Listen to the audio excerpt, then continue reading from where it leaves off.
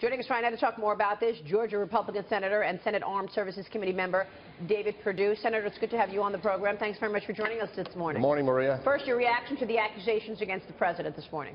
Well, I think we've seen the answer today from General McMaster. When General McMaster says something didn't happen, it didn't happen. Look, this is the shiny object of the day in the media in Washington.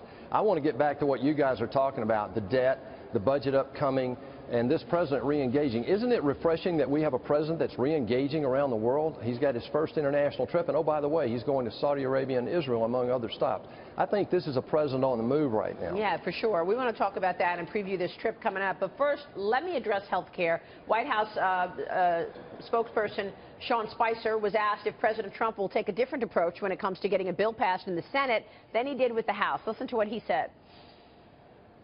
I think he feels very strong about the product that came out of the House, but he recognizes that the Senate has a duty to review it and to come up with ideas, and if it can be made stronger, then great. Obviously, they're an independent body; they have a right to go through their own process. But if we can make the bill stronger in any particular way, that's something that he'll support. Senator, can you give us an update? Where do things stand? Did you start from scratch on a new bill?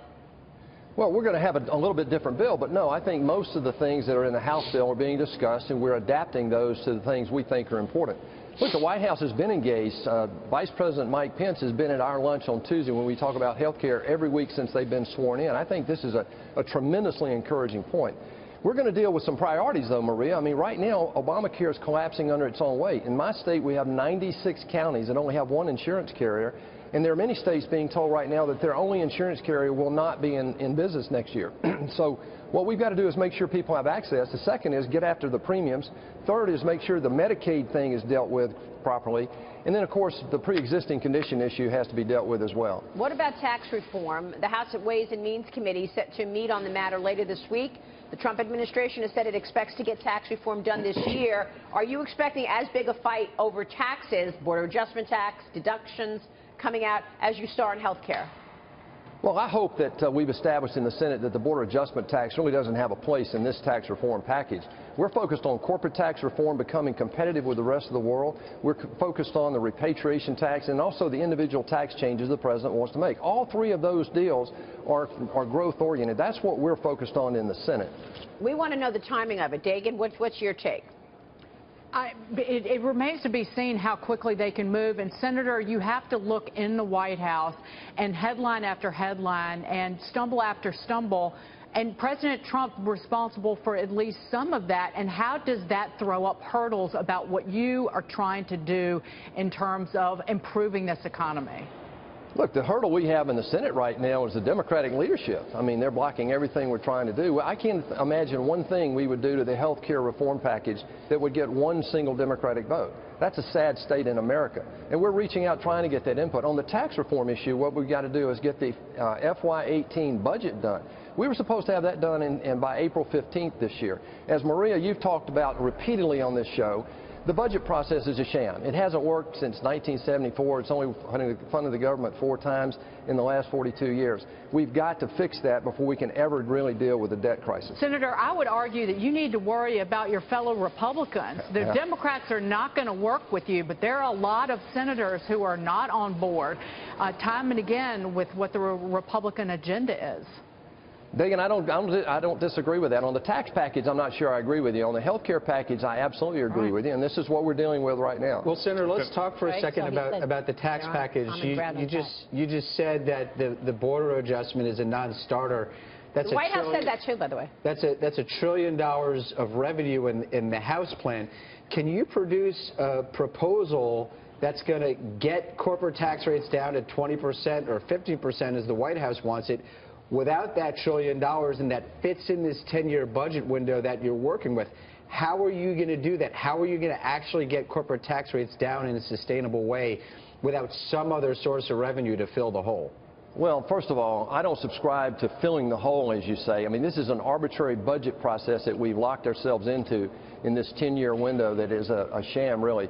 What we are not talking about are the changes in deductions. We're not talking about the real dynamic effect of the repeat effect of growth, nor expenses that we can cut. We've got some $200+ billion of redundant agencies in this government, and we've not really addressed that. So all three of those things can help do what you're talking about doing. Is the Joint Committee on Taxation going to agree with your growth estimates? And doesn't that play a role in this? Don't they have to say, yeah, you're going to get the kind of growth that you're saying you're going to get with tax cuts?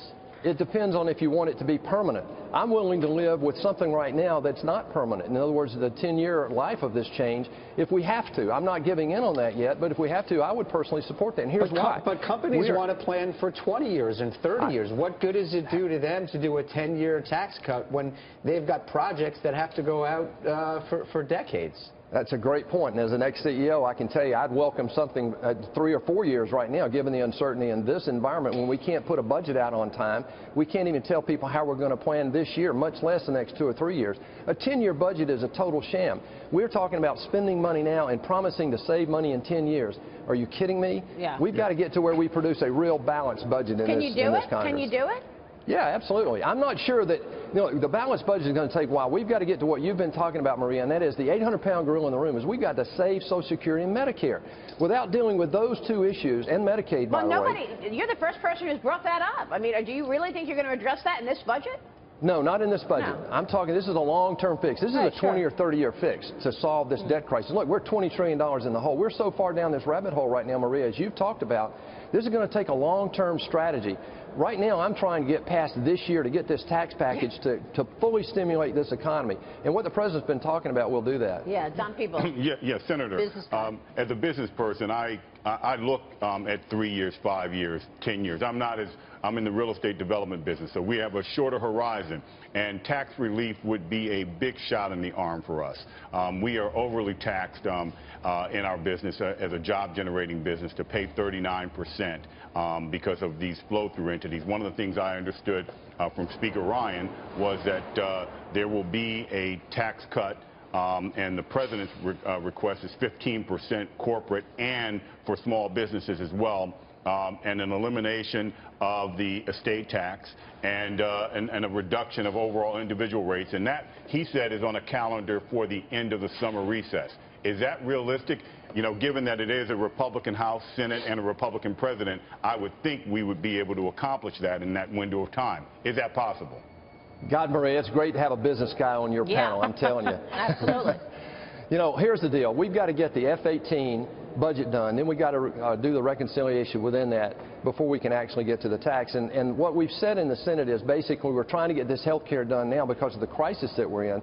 I'm hopeful that we'll get the tax package done this year. I'm not very hopeful we'll get it actually done before the recess in August. But by the way, I'm one of a few senators that are raising their hand and saying, guys, let's don't go back to the state in August. Let's stay up here and focus on this tax package to make sure we get this done for the President. Yeah, well, we will be watching, Senator. We know you have a lot on the agenda. Thanks very much for joining us this morning. Thank you, Maria. Senator Perdue there.